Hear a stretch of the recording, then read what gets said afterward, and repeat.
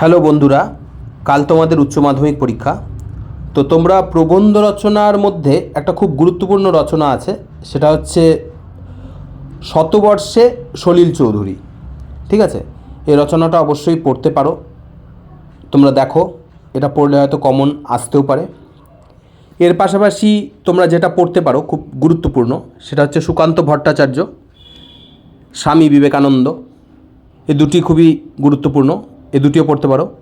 ঈশ্বরচন্দ্র বিদ্যাসাগর রচনায়, এটা পড়তে পারো।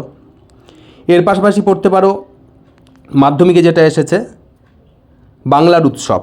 ঠিক আছে, এটা তো গুরুত্বপূর্ণ। যদি এটা না আসে তাহলে বাংলা ঋতু বৈচিত্র্য পড়তে পারো, বিশ্ব উষ্ণায়ন পড়তে পারো। ঠিক আছে, তারপর প্রকৃতির মধ্যে পরিবেশ দূষণ ও তার প্রতিকার পড়তে পারো। কিন্তু প্রথমে যেগুলো বললাম ওগুলো খুবই গুরুত্বপূর্ণ, আশা করি এর মধ্যেই চলে আসবে।